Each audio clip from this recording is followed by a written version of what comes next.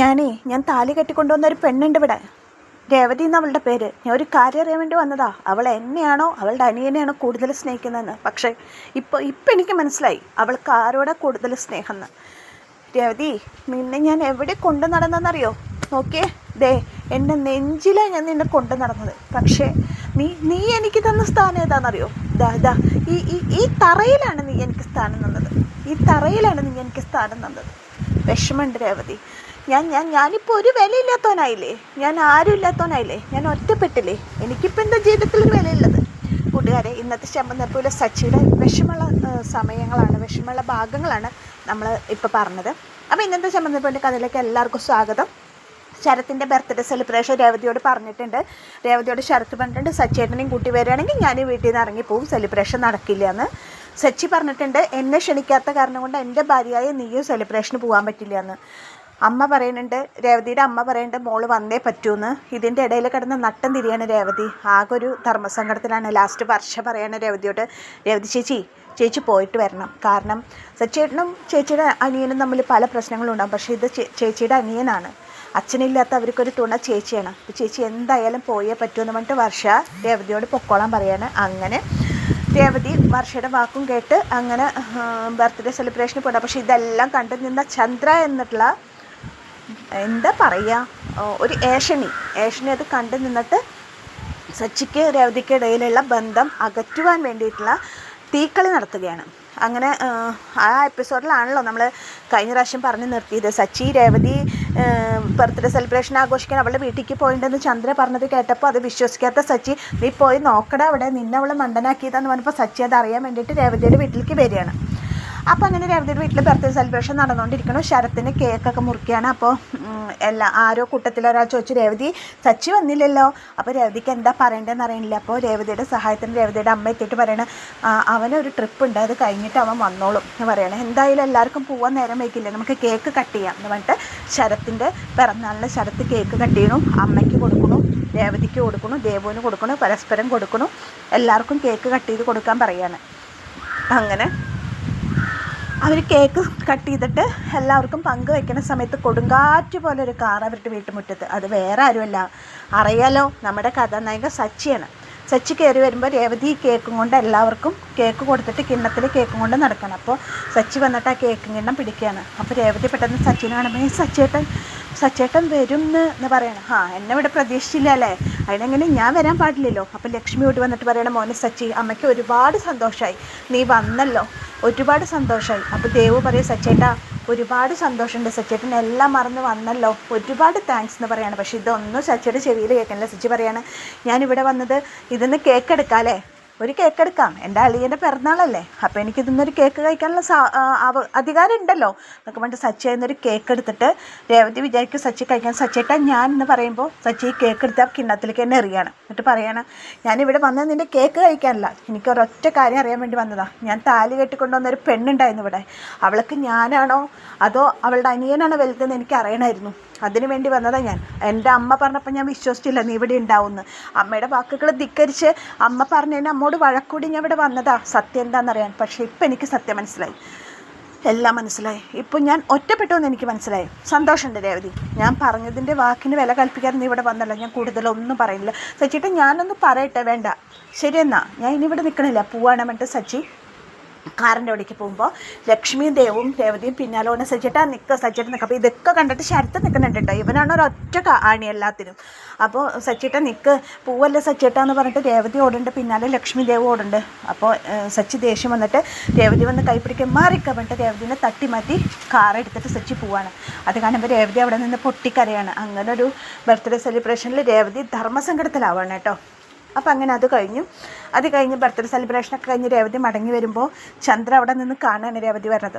വരുന്നുണ്ട്, അങ്ങോട്ട് പോയ സന്തോഷമില്ലല്ലോ, മുഖത്ത് എന്തൊക്കെയോ പറ്റിയിട്ടുണ്ട്, സച്ചി അവിടെ പോയിട്ടുണ്ട് എന്നുള്ള കാര്യം ഉറപ്പായി. ഒന്ന് കാണാം ബാക്കിയുള്ളത് എന്നിങ്ങനെ ആലോചിച്ചിട്ട് സന്തോഷിക്കാണ് ചന്ദ്ര. അപ്പോൾ രവീന്ദ്രനെ പുറത്തേക്ക് ഇറങ്ങാൻ നിൽക്കുമ്പോഴത്തേക്ക് മോളെ ഇവിടെ പോയി പൂ വിൽക്കാൻ പോയതാണ്. അല്ല അച്ഛാ, പിന്നെ ഇങ്ങടെ പോയി ശരത്തിൻ്റെ ബർത്ത്ഡേ സെലിബ്രേഷൻ ആയിരുന്നു, ചെറുതായിട്ടൊരു ഫംഗ്ഷൻ ഉണ്ടായിരുന്നു, അങ്ങോട്ട് പോയതാണ്. എന്നിട്ട് എന്താ മോളെ അച്ഛനോട് പറയാഞ്ഞേ, അച്ഛൻ കൂടി വരികയായിരുന്നല്ലോ. ഇല്ല അച്ഛാ, അത്ര വലിയ ഫംഗ്ഷനൊന്നും ഇല്ലായിരുന്നു. അല്ല എന്നിട്ട് സച്ചി വന്നില്ലേ? സച്ചേട്ടൻ. അപ്പോൾ ഇതൊക്കെ കേട്ടിട്ടാണ് ചന്ദ്രൻ നിൽക്കുന്നത്. അപ്പോൾ സച്ചി വന്നില്ലേ മോളെ? സച്ചേട്ടൻ വന്നിരുന്നു അച്ഛാ. എന്നിട്ട് എവിടെയാ അവൻ? സച്ചേട്ടൻ ട്രിപ്പിന് പോയി. ഓക്കെ. അതേ മോളെ, ഞാൻ അശോകനെ ഒന്ന് കണ്ടിട്ട് വരാം കേട്ടോ. ഓക്കെ അച്ഛാ. എന്നിട്ട് അങ്ങനെ രവീന്ദ്രൻ പോവാണ്. ഇതൊക്കെ കേട്ട് ഇന്ന് ചന്ദ്ര പെട്ടെന്ന് ഓടി വന്നിട്ട്, എടി ഞാനിവിടെ ഒരാളിവിടെ നിൽക്കണ്ടത് നിനക്ക് കണ്ടുകൂടെ? ഞാൻ കണ്ടു. അമ്മയ്ക്കിപ്പോൾ എന്താ വേണ്ടേ? എന്തായാലും നിൻ്റെ ആങ്ങളയുടെ ബർത്ത്ഡേ സെലിബ്രേഷനൊക്കെ അടിപൊളിയോ? സെലിബ്രേഷനൊക്കെ കഴിഞ്ഞു, നന്നായി ആഘോഷിച്ചില്ലേ? നിൻ്റെ കെട്ടിയ വന്നായിരുന്നു സച്ചേട്ടൻ വന്നിരുന്നു. അവൻ അവിടെ നിന്ന് ഭക്ഷണം കഴിച്ചിട്ടാണോ പോയത്? ഇല്ല. നീ അവൻ്റെ വാക്കിന് വില കൽപ്പിക്കാതെ നീ പോയില്ല അങ്ങോട്ട്. അവനിവിടെ വന്നിരുന്നു നിന്നെ അന്വേഷിച്ചിട്ട്. അപ്പം ഞാനാണ് അവനോട് പറഞ്ഞത് നീ അവിടേക്ക് പോയിട്ടാണെന്ന്. വളരെയധികം സന്തോഷമുണ്ട് അമ്മ ഇങ്ങനെ ഒരു കാര്യം ചെയ്തതിന് എനിക്ക് ഒരുപാട് സന്തോഷമുണ്ട്. ഞാനാണ് അവനോട് പറഞ്ഞത് നീ പോയ കാര്യം.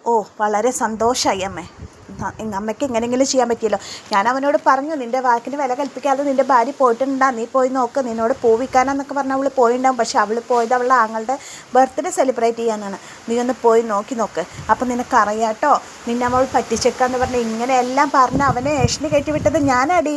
ഇനി കാണാം ബാക്കി അവൻ പറയുമ്പോൾ രേവതി ഇങ്ങനെ ആകെ വിഷമിച്ചിരിക്കുകയാണ്. അപ്പം അങ്ങനെ അത് കഴിഞ്ഞു. പിന്നെ രേവതി റൂമിൽ വന്ന് ഡ്രസ്സൊക്കെ മാറി ഇങ്ങനെ ആലോചിച്ചിരുന്ന് വിഷമിച്ചിരിക്കുന്ന സമയത്ത് രേവതിയുടെ മനസ്സിൽ മുഴുവൻ സച്ചി പറഞ്ഞ വാക്കുകളാണ്.